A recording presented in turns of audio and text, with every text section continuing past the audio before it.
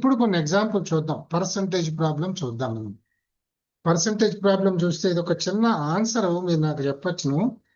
If A is equal to x% of Y and B is equal to y% of X, then which of the following is true. ఒక్కసారి అర్థం చేసుకోండి. A is equal to x% of Y and B is equal to y% of X. Which of the following is true? A is less than B, A is greater than B, or we cannot determine the relationship between A and B. Tarvata, if X is smaller than Y, then A is greater than B. This is a conditional equation. 5. None of this. ఇవేవి కాదు. ఈ పై 4 కూడా కాదు. 5 none of this. ఈ 5 ఏ option correct గానే పెట్టాలి. ఏం చెప్తారు మీరు? దీన్ని ఎలా వర్కౌట్ చేస్తారు? ఒక్కసారి ఎవరైనా చెప్తారా? నేను చెప్పానా? ఇప్పుడు A is equal to x% of Y అంటే x% x/100 కదండి. So A is equal to x% of Y అంటే x/100 ఇంటూ వై అని. ఓకేనండి. స్టెప్ వైజ్ ఒక్కసారి ఎవరైనా కొంచెం నాట్ చేయండి, నాకు తెలుస్తుంది. So A is equal to x% of Y అంటే x/100 ఇంటూ వై అంటే xy/100. బి ఏమిటి? y% ఆఫ్ ఎక్స్ అంటే y/100 ఇంటూ ఎక్స్ అంటే yx/100. Whether you say it yx or xy, రెండు ఒకటే కదా. దేర్ ఫోర్ ఈ రెండింటి నుంచి మనకు ఏమర్థం అవుతుంది? A and B are the same, A and B are equal. ఇప్పుడు A and B are equal అన్నప్పుడు ఏ లెస్ దాన్ బి తప్పు, ఏ గ్రేటర్ దాన్ బి తప్పు, రిలేషన్షిప్ కెనాట్ బి డిటర్మిన్డ్ అనేది తప్పు. We know A is equal to B, there is a relationship. And if X is smaller than Y, ఇదంతా అసలు అవసరమే రాదు when A is equal to B. So answer is none of these because both are equal. దీన్ని బట్టి so it's a very simple problem. చూడగానే కాస్త కంగారు వస్తుంది ముందు, ఇదేమిట్రా A is equal to x% of Y అని. ఏం లేదు, ఇక్కడ xy/100 ఉంటుంది, ఇక్కడ yx/100 ఉంటుంది. Both are same. If 20% of A is equal to B, then b% of 20 is the same as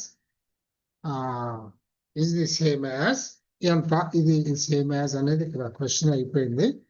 చెప్పాలన్నమాట. 20% of A is equal to B, then b% of 20 ఎంత?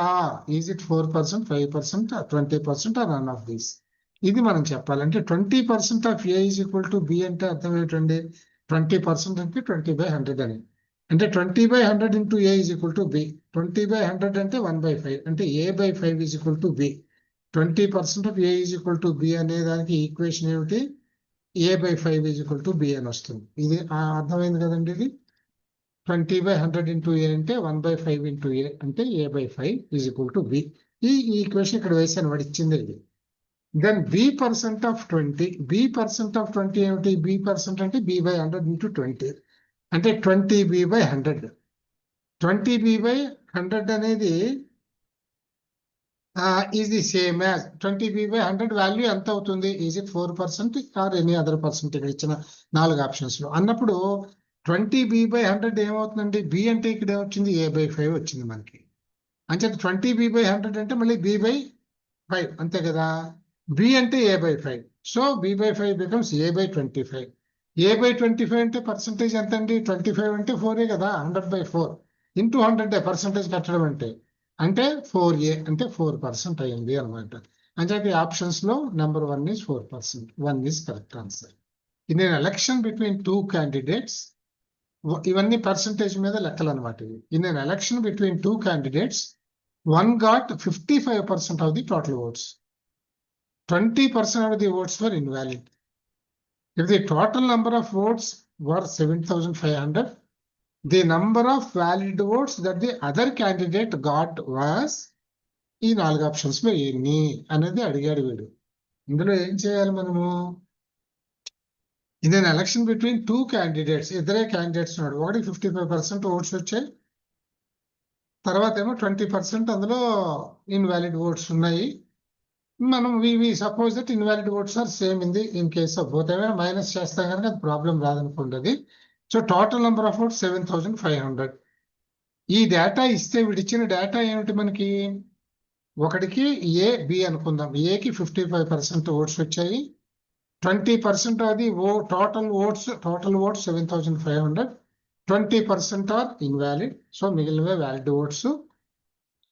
ఇది ఇంతే వాడు ఇచ్చిన డేటా మనకి. దీని నుంచి ఏమడుగుతున్నాడో బి అనేవాడికి ఎన్ని ఓట్స్ వ్యాలిడ్ ఓట్స్ వచ్చాయి అని అడిగాడు. ఇక్కడ దీనికి ఏం చేస్తామంటే చూడండి, 1 got 55% of 7,500 votes. So total votes 7,500. ఇందులో 1 క్యాండిడేట్ గాట్ 55%. సో 55% ఆఫ్ 7,500 ఎంత అంటే 55/100 ఇంటూ 7,500 అంటే 75 into 55. That is equal that comes to 4,125 votes వచ్చే వీడికి. ఈ 4,125 votes 20% of the votes were invalid. 20% 1/5. So 4,125 లో 20% 1/5 825 ఓట్స్ వ్యాలిడ్. దేర్ఫోర్ వీడికి వచ్చిన వ్యాలిడ్ ఓట్స్ ఏంటండి, 4,125 minus 825 is equal to 3,300 votes. ఏకి 3,300 వ్యాలిడ్ ఓట్స్ వచ్చాయి.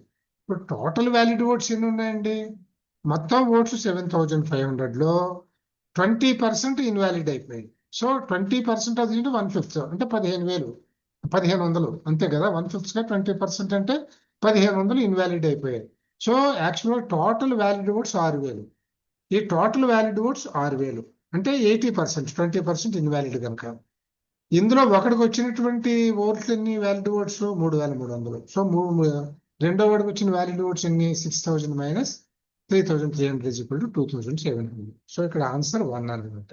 3 candidates contested an election and received votes like this. ఒకటికి 1136, ఒకటికి 7636, ఇంకొకటికి 11,628.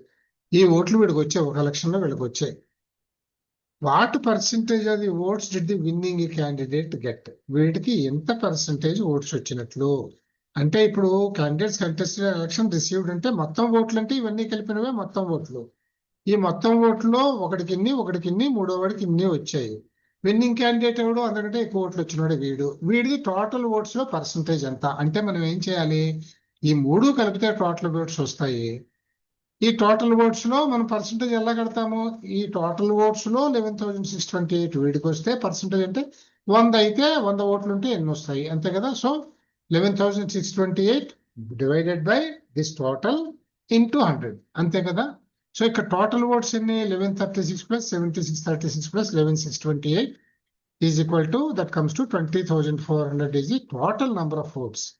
So percentage of votes received by the winner అంటే ఎక్కువ వచ్చినవాడు విన్నర్ కనుక ఇది ఎలా వేసుకుంటామండి, ఇక్కడ 20,400 ఓట్స్ ఉంటే మనకి 11,628 ఓట్స్ వాడికి వచ్చాయి. పర్సంటేజ్ అంటే 100 ఓట్స్ ఉంటే ఎన్ని వస్తాయి అంటే మీకు తెలిసి చేసుకోండి, 11,628 బై 20,400 ఇంటూ 100. అది 11,628 బై 100 ఇంటూ 20,400 ఇది అనమాట. Divided by 20,000. ఇది మనకి ఇది సింప్లిఫై చేస్తే you get answer 57. So he got 57% of the total votes. The winner got 57% of the total votes. తర్వాత a student has to obtain 33% of total marks to pass. అంటే ఒక క్లాసులో కొంతమంది స్టూడెంట్స్ ఉన్నారు, అందరికి వచ్చిన మార్కుల్లో ఒక 33% వస్తే వీడు పాస్ అవుతాడు. కానీ వీడు ఫెయిల్ అయ్యాడు. ఎలా ఫెయిల్ అయ్యాడు అంటే వీడికి 125 మార్క్స్ వచ్చాయి, కానీ పాస్ మార్క్ కంటే 40 మార్కులు తక్కువ వచ్చాయి. Failed by 40 marks. Maximum marks ఎన్ని అది లెక్క. ఆన్సర్ కనుక్కోవాల్సింది మ్యాక్సిమం మార్క్స్ ఎన్ని అని అంటే, ఇప్పుడు ఇక్కడ మనం ఏం చేద్దాం అంటే పాస్ మార్క్ ఎంత కావాలి, 125 వచ్చి 40 మార్క్స్ తో ఫెయిల్ అయ్యాడు కనుక సో పాస్ మార్క్ ఈజ్ 165. అది గుర్తుపెట్టుకోవాలి మనం, పాస్ మార్క్స్ 165. తర్వాత ఇప్పుడు ఏమైంది, 33% of total marks is the pass mark అంతే కదా. Student has to obtain 33% of the total marks to pass. అంచేత టోటల్ మార్క్స్ మనం ఎక్స్ అనుకున్నాం అనుకోండి, ఎక్స్ అనుకుంటే 33% ఆఫ్ ఎక్స్ అంటే ఎంత, 33/100 ఇంటూ ఎక్స్ అంతే కదా. 33% ఆఫ్ ఎక్స్ అంటే 33/100 into X. This is equal to ఇది మనకి pass mark 165. So 33x/100 is equal to 165 అంటే 33x ఈజ్ ఈక్వల్ టు 160/100 అవుతుందంటే 1,65,000 16,500 అవుతుంది. సో డివైడెడ్ బై 33 వేస్తే x ఈజ్ ఈక్వల్ టు 500 అని వస్తుంది. అని చేత టోటల్ మార్క్స్ 500 అనమాట. అంటే 500కి 33% వస్తే అంటే వాడు 165 అవుతుంది, వస్తే వాడు పాస్ అవుతాడు అని అర్థం అనమాట. The price of the book is first decreased by 25%. and then increased by 20%. What is the net change in the price? Net change in the price have net. ఒక బుక్ కు కొంత ప్రైస్ ఉంది, దానిలో ముందు 25% తగ్గించాడు, మళ్ళీ 20% ఇంక్రీజ్ చేశాడు. Net ఏమైంది అంటే ఎంత పర్సంటేజ్ ఇంక్రీజా డిక్రీజా? దీన్నే మనం లాభమా నష్టమా ఎంత శాతమా ఉంటామే, అదనమాట క్వశ్చన్. చిన్నప్పుడు అలా చెప్పేవారు, తెలుగు మీడియం వాడిని కదా నేను, అందుకని. అంచేత దీన్ని ఎలా వర్క్ చేయాలంటే, మనం ఇక్కడ మీకు ఒక చెప్పాను నేను, ఎక్స్ అనుకునేది కొన్ని చోట్ల మనం ఇప్పుడు ఇందులో net change in the price అంటే ముందు బుక్ ప్రైస్ ఇంత అని సపోజ్ చేసుకోవాలి మనం. అది ఎక్స్ అని చేసుకోవచ్చు, ఒక్కొక్కసారి 100 అని చేసుకోవచ్చు. మనం ఎక్స్ అని చేస్తే ఒక్కొక్కసారి కాంప్లికేటెడ్ ఈక్వేషన్స్ సాల్వ్ చేయాల్సి వస్తుంది కనుక అవసరాన్ని బట్టి ఒక్కొక్క చోట 100 అనుకుందాము అని అనుకున్నాం. ఇక్కడ వీడు అడిగేది కూడా net change in the price will be అంటే ఎంత పర్సంటేజ్ అనే అర్థం కదా.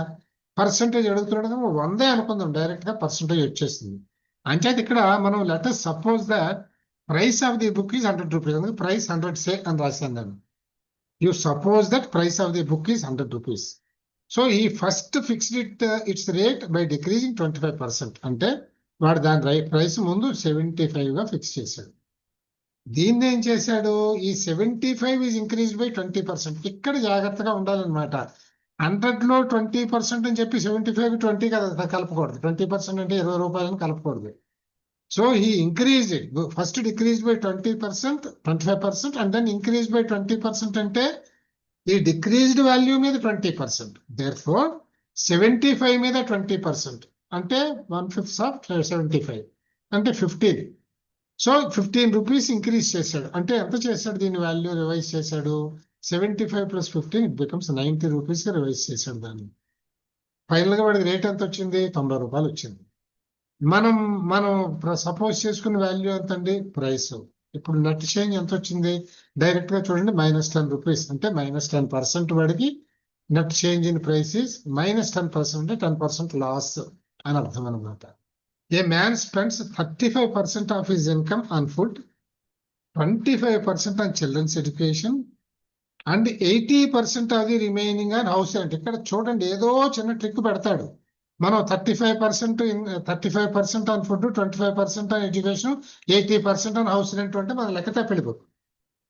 ఇక్కడ అంటే 80% ఆఫ్ ది రిమైనింగ్ అంటున్నాడు. అంటే వాడి 35% 25% ఖర్చు పెట్టాక మిగిలిన దాంట్లో 80% వాడు ఖర్చు పెడుతున్నాడు హౌస్ రెంట్కి.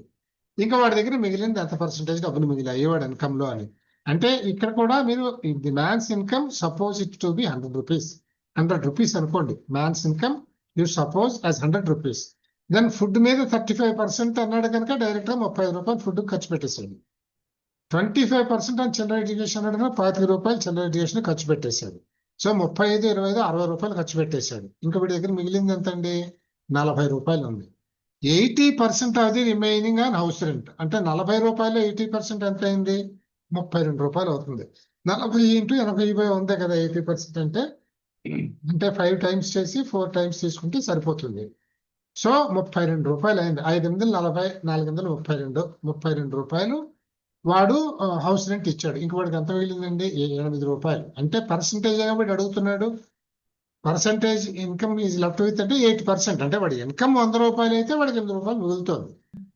ఏ grocer has a sale of, ఇగో 1 2 3 4 5 5 నెలల్లో వాడి సేల్ ఎలా ఉంది ఆన్ 5 కాన్సిక్యూటివ్ మంత్స్. ఒక నెల 6435, ఒక నెల ఇది, అట్లా 5 నెలల్లో ఎంతెంత అమౌంట్స్ వాడికి అమ్మకాలు జరిగాయో అది ఇచ్చాడు మనకి. How much sale must he have in the 6th month so that he gets an average sale of 6500. So ఇప్పుడు 5 నెలలకి ఏ నెల ఎంత అమ్మాడు పెట్టాడు మీకు. సో ఇంకొక నెల కలిపితే అది ఎంత సేల్స్ కలిపితే 6 నెలలు అయిందిగా, 6 నెలల యావరేజ్ మీకు 6500 అవుతుంది అని అడిగాడు.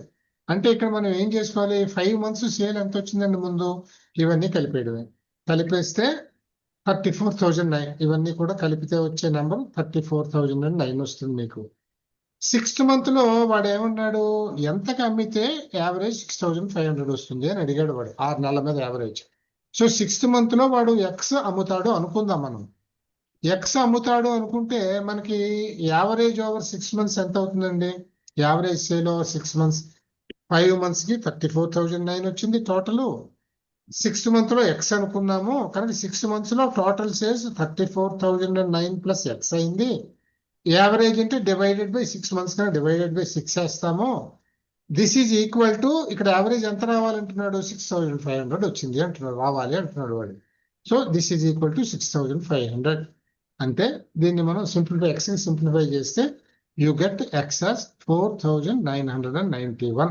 అంటే వీడు 6వ నెలలో 4,991 రూపాయలు సేల్ చేస్తే 6 months మీద యావరేజ్ సేల్ 6,500 వస్తుంది. The average weight of 8 persons increases by 2.5 kgs when a new person comes in place of one of them weighing 65 kgs. What might be the weight of the new person? అంటే question చూడగానే కంగారు పడుతుందండి. అంటే కంగారు in the sense మనకు తెలియదు కాదు, ఎంత టైం పట్టేస్తుందో అన్నట్టు కనపడుతుంది. ఏం పట్టదు, ఒక్కసారి దాన్ని అనలైజ్ చేసుకుంటే కేర్ఫుల్ గా ఏం పట్టదు. Average weight of 8 persons increases by 2.5 kgs. ఎప్పుడండి ఒక 8 మంది ఉన్నారు, ఈ 8 మందికి కొంత యావరేజ్ వెయిట్ ఉంటుంది అంతే కదా. 8 మంది టోటల్ వెయిట్ కలిపి 8 పెట్టి భావిస్తే వాళ్ళ యావరేజ్ వెయిట్ వచ్చింది. ఈ 8 మందిలో ఒకడు వెయ్యింగ్ 65 kgs ఒక మనిషి ఉన్నాడు, వాడు ఒక 65 కిలోలు వాడు. ఈ 65 కిలోల వాడి ప్లేస్ లో వీడిని తీసేసి ఇంకొకటి వచ్చి చేరాడు. ఇంకో ఎక్కువ వెయిట్ ఉన్నవాడు 65 kgల ప్లేస్ లో ఇంకాస్త ఎక్కువ వెయిట్ ఉన్నవాడు వచ్చి చేరాడు. చేరినందువల్ల ఏమైంది, average wait it increased by 2.5 kgs. ఇప్పుడు కొత్తగా వచ్చిన వాడి వెయిట్ ఎంత, 65 kg ప్లేస్ లో వచ్చిన వాడి వెయిట్ ఎంత, ఇది క్వశ్చన్. ఇక్కడ ఏమిటి, ఇప్పుడు చూడండి 8 మంది average increased by 2.5 kgs. Average 2.5 kgs increase అయిందంటే టోటల్ వెయిట్ ఎంత ఇంక్రీజ్ అయిందండి, 20 కిలోలు ఇంక్రీజ్ అయింది అంతే కదా. 8 మంది మీద 8 2.5 కిలోలు 20 kgs టోటల్ గా ఇంక్రీజ్ అయింది. మన వెయిట్ ఆఫ్ న్యూ పర్సన్ ఎంత అని అడుగుతున్నాం మనం. Suppose weight of new person X kgs అనుకుందాం మనం. Suppose weight of new person is X kgs. వీడు ఎవరిని రీప్లేస్ చేశాడు, 65 kgs వాడిని రీప్లేస్ చేశాడు ఎక్స్ వాడు. సో ఇక్కడ ఈ 65 kgs వాడి ప్లేస్ లో ఇంక్రీజ్ ఇన్ వెయిట్ ఎంత వచ్చింది, కొత్తగా వచ్చిన వాడి వెయిట్ ఎక్స్ అనుకుందాం, ఇది మనం కనుక్కోవాలి. వాడు 65 కిలోల వాడి ప్లేస్ లో వచ్చాడు కనుక 65 కిలోలు మైనస్ చేసేయాలి. సో కొత్తగా వచ్చిన వెయిట్ ఎంత అంటే x minus 65 is the new increase in weight. New increase in weight is x minus 65. ఇక్కడ మనకి ఏమొచ్చిందండి, new increase in weight is 8 మంది మీద 20 కిలోలు వచ్చింది. సో ఇక్కడ వీడి విషయంలో ఎక్స్ మైనస్ 65 ఇంక్రీజ్ అయితే this is equal to 20 kgs. X ఎంత అయిందండి 65 ఇటు వస్తే 65 plus 20 is equal to 85 kgs. ఇంతే answer. The captain of a cricket team of 11 members is 26 years old. Cricket team 11 members ఉంటారు. ఇందులో captain age 26 years and the wicket keeper is 3 years older. అంటే wicket keeper age 29 ఏళ్ళు. ఇద్దరు age ఇచ్చాడు. ఈ 11 మంది cricket టీంలో captain age 26, wicket keeper age 29. If the ages of these two are excluded, వీళ్ళిద్దరి ఏజ్లు తీసేస్తే the average age of the remaining players is 1 year less than the average age of the whole team.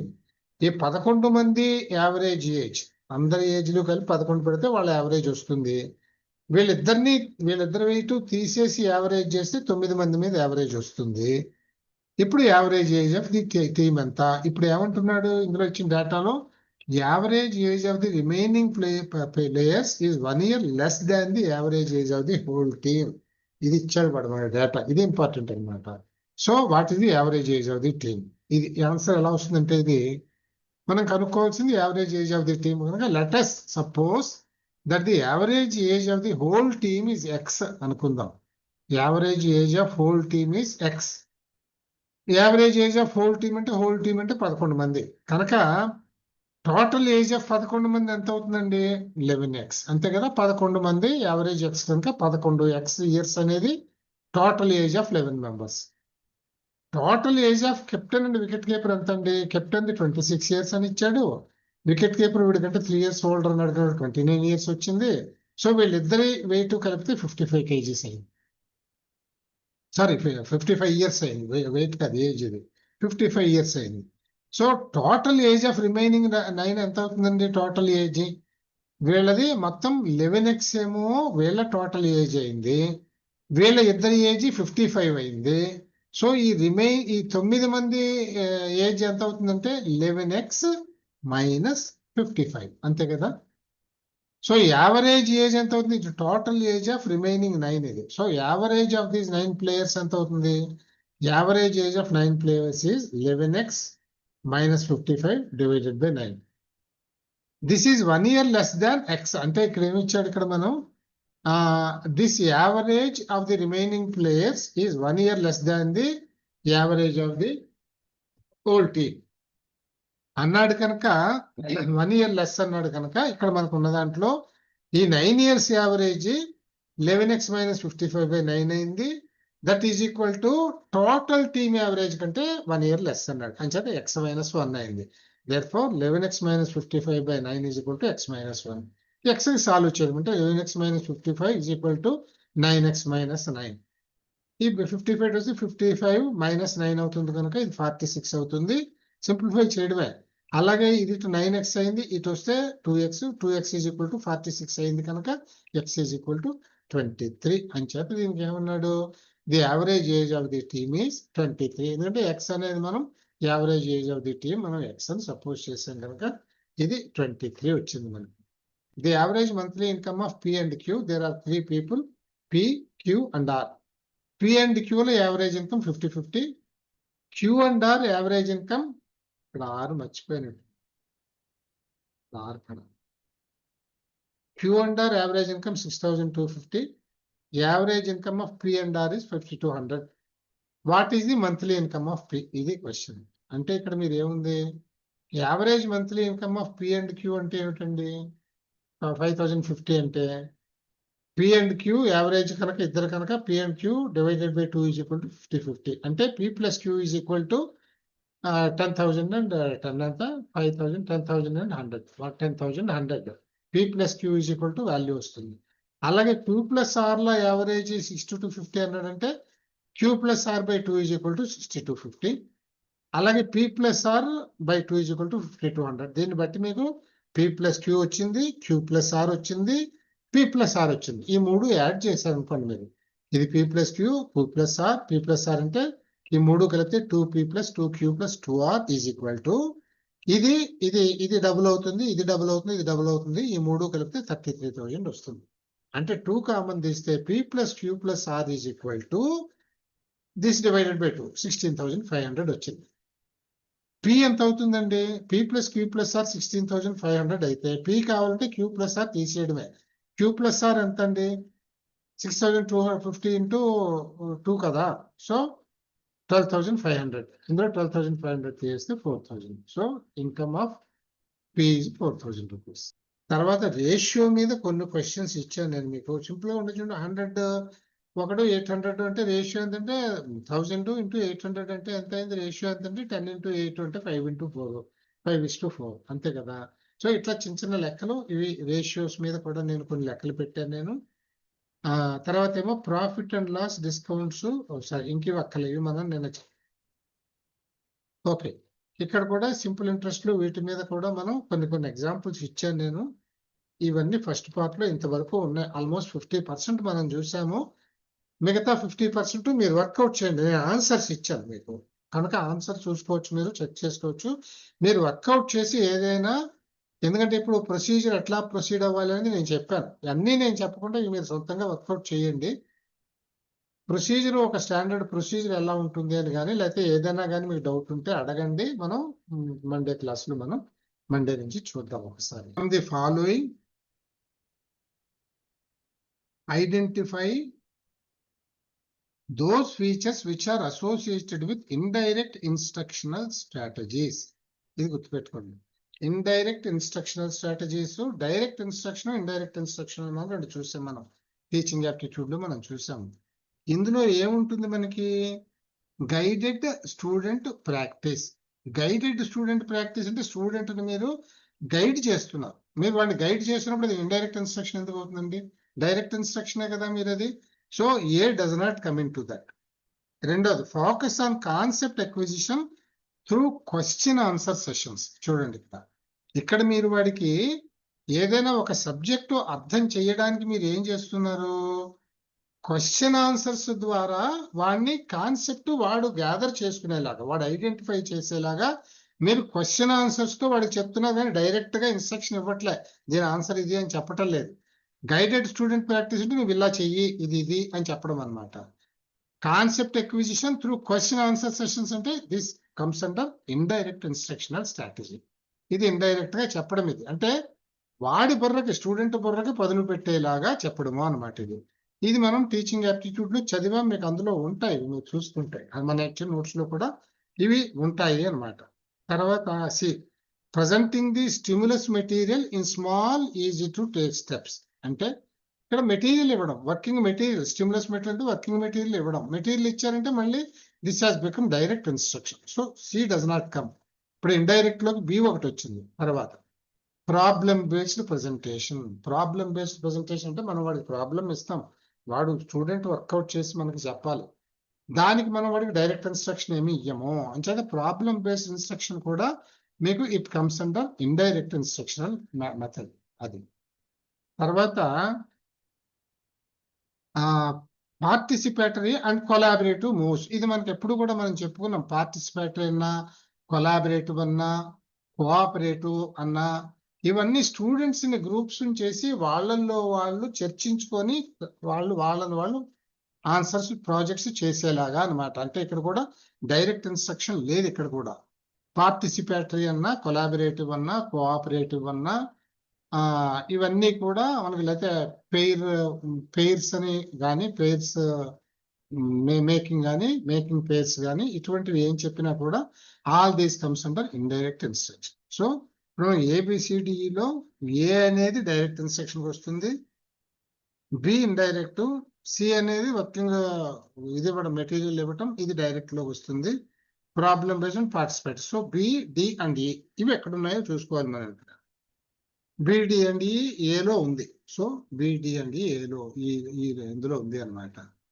కనుక మనకి answer ఏ అని పెట్టాలి. ఇక్కడ మీకు చిన్న strategy, ఇది ఎలా చేయాలంటే మీకు ఖచ్చితంగా చూడండి, ఇందులో గైడెడ్ స్టూడెంట్ ప్రాక్టీస్ అనేది ఉంది. ఇది ఖచ్చితంగా ఇండైరెక్ట్ ఇన్స్ట్రక్షన్ లో రాకూడదు కదండి, ఇది డైరెక్ట్ ఇన్స్ట్రక్షనే కదా, కామన్ సెన్స్ పాయింట్ కదండి. స్టూడెంట్ ని డైరెక్ట్ గా గైడ్ చేయడం అంటే ఇండైరెక్ట్ అవుతుందా? అది డైరెక్ట్ అవుతుంది. అంచేత మీరు వాడు ఏమడుగుతున్నాడు, విచ్ ఆర్ అసోసియేటెడ్ ఇండైరెక్ట్ అన్నాడు కనుక మన ఆన్సర్ లో ఏ ఉండకూడదు.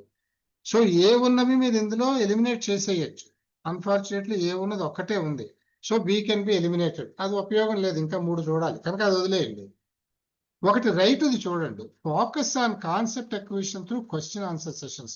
ఇది ఇండైరెక్ట్ అని మనకు తెలుస్తుంది అనుకుందాం, ఇది మనకు తెలుస్తుంది గ్యారంటీగాను. లేదు ప్రాబ్లమ్ బేస్డ్ ఆర్ పార్టిసిపేటరీ, మనకి ఇది ఈజీ క్వశ్చన్ మనకు తెలుసును, కానీ ఒకటే తెలిసింది అనుకోండి ఇందులో. సేమ్ మీకు డి అనేది ఒకటి తెలిసింది అనుకోండి. సో డి అనేది ఉన్నది right answer. D A options లో ఉందండి, బి, డి అండ్ ఈలో డి ఉంది. మళ్ళీ ఇక్కడ సి, డి అండ్ ఈలో సి ఉంది. సి ఏముంది, ప్రజెంటింగ్ స్టిమ్యులస్ మెటీరియల్ ఇవ్వడం. సో సి తప్పు కదా, అంచేత బి, డి అండ్ ఈ అనేది ఆన్సర్ అవుతుంది. సో ఈ రకంగా మనం షార్ట్ కట్, ఇన్ని చదవక్కర్లేకుండా ఒక్కొక్కసారి చూడగానే టక్కని కంటికి తగిలితే ఈ విధంగా ఐడెంటిఫై చేయగలిగితే మీరు అది మంచిది అవుతుంది. ఇది కూడా ఎక్కువ ప్రాబ్లమ్స్ చేసినందువల్ల అలవాటు అవుతుంది అనమాట. అలా చేయొచ్చు. ముఖ్యంగా ఇప్పుడు నేను చెప్పినటువంటి మోడల్ మీకు మ్యాచింగ్ లో చాలా ఉపయోగిస్తుంది, వీటికంటే కూడా వీటికి కూడా ఉపయోగించుకోవచ్చు. ఈ స్ట్రాటజీ వీటికి కూడా ఉపయోగించుకోవచ్చు. Which part of the following assessment procedure is conducted during and in progress teaching learning session. ఇది మనం చూడండి, ఇందులో చూడండి, మనకి 4 అసెస్మెంట్ ప్రొసీజర్స్ మనం చదువుకున్నాం. సమ్మేటివ్, ఫార్మేటివ్, నామ్ రిఫరెన్స్ అండ్ క్రైటీరియన్ రిఫరెన్స్ అని చెప్పేసి మనం చదువుకున్నాం. మనం ఇవి చదువుకున్నాం. ఇందులో ఈ 4 ఏమిటో మనకు తెలియాలి. ఇది మీరు ఒక్కసారి మన టీచింగ్ యాప్టిట్యూడ్ చదివితే మీకు అర్థమైపోతుంది. ఇది సమ్మేటివ్ అంటే ఏమిటంటే ఏడాది ఆఖరిని మొత్తం ఏడాది సిలబస్ అయిపోయిన తర్వాత, కోర్స్ అయిపోయిన తర్వాత ఇయర్ ఎండ్ ఎగ్జామినేషన్ పెట్టి మనం రిజల్ట్ ఇస్తామే, దాన్ని సమ్మేటివ్ అంటే on the whole of the years education given to them. దాన్ని సమ్మేటివ్ అని అంటాం మనం. ఫార్మేటివ్ అంటే during the entire course of instruction, అంటే మీరు క్లాసులు జరిగినంతసేపు స్లిప్ టెస్ట్లు అని పెట్టి, క్వార్టర్లీ అని పెట్టి, హాఫ్ ఇయర్లీ అని పెట్టి, మంత్లీ అని పెట్టి, మీరు రకరకాలు పెట్టి, right from the starting point to the end point through out the instructional period you will be making N assessment of the fellow. వాడిని అసెస్మెంట్ చేస్తూ ఉంటారు. ఇవన్నీ కలిపి చివరికి వాడిని మార్క్ ఇస్తారు మీరు. సో దీన్ని ఫార్మేటివ్ అసెస్మెంట్ అని అంటాం. సమ్మేటివ్ అసెస్మెంట్ అంటే ఓన్లీ ఇయర్ ఎండ్ ఎగ్జామినేషన్. నామ్ రిఫరెన్స్ టు క్రైటీరియన్ రిఫరెన్స్ అనేవి ఈ రెండు మనం చూసాము. నామ్ రిఫరెన్స్ అంటే ఇప్పుడు మీ యూజీసీ నెట్ ఎగ్జామినేషన్ నామ్ రిఫరెన్స్. వీడి నార్మ్ ఏమిటి? అప్పీల్ అయిన వాళ్ళలో 6% క్వాలిఫై చేస్తాడు. దట్ ఈస్ నామ్. అంటే ఇక్కడ మీకు పర్సంటైల్ బేసిస్ వస్తుంది, పర్సంటేజ్ బేసిస్ రాదు. ఎన్ని మార్కులు వచ్చాయనేది లెక్క కాదు. టాప్ 6% అంటే ఒక 60,000 మంది రాశారనుకోండి, 6% అంటే ఎంత ఉంది? 10,000 మంది అనుకోండి మీరు. సో టాప్ 10,000, 10,000 మంది కాదు, 1000 మంది. ఆ టాప్ 1000 లో ఉంటే మీకు వస్తుంది. This is what is not నామ్ రెఫరెన్స్. క్రైటీరియన్ రెఫరెన్స్ అంటే మీరు ఒక కోర్సు పూర్తి చేయడానికి క్రైటీరియాని వేరు వేరు సబ్జెక్ట్స్ కి క్రైటీరియన్ స్కోర్స్ అని ఇస్తాడు. ఈ సబ్జెక్ట్ కింద, ఈ సబ్జెక్ట్ కింద మీరు ఆ క్రైటీరియాని సెలెక్ట్ చేసుకుని ఇంత స్కోర్ కి చేస్తే దీనికి ఈ క్వాలిఫికేషన్ వచ్చినట్టు అని లెక్క ఉంటుంది. అది క్రైటీరియన్ రెఫరెన్స్. ఇప్పుడు వీడు ఏమడిగాడు మన వీటిలో? ఈ 4 తెలియాలి ముందు మనకి. తెలిసిన తర్వాత which part of the following assessment procedures is conducted during an in-progress teaching learning session? An in-progress teaching learning session అంటే throughout the instruction period, అంటే అది ఫార్మాటివ్ అవుతుంది అన్నమాట. ఇది బి అయితే ఆన్సర్ అవుతుంది దీనికి. అంటే ఇంకొక టైప్ ఆఫ్ క్వశ్చన్ కూడా వచ్చింది. Given below are 2 statements. The use of ICT అంటే information communication technology in organizing teaching learning programs in the universities has the potential to optimize learning outcomes. ఇది ఒక స్టేట్మెంట్ ఇచ్చాడు. ఇది 2 స్టేట్మెంట్ల క్వశ్చన్ అండి. ఇందులో మీకు ఒకటి స్టేట్మెంట్ రీజనింగ్ ఇస్తాడు, అసెస్మెంట్ అండ్ రీజనింగ్ అని ఇస్తాడు మీకు. సో అదొక టైప్ ఆఫ్ క్వశ్చన్. ఇది కేవలం 2 స్టేట్మెంట్లు ఉంటాయి అనమాట.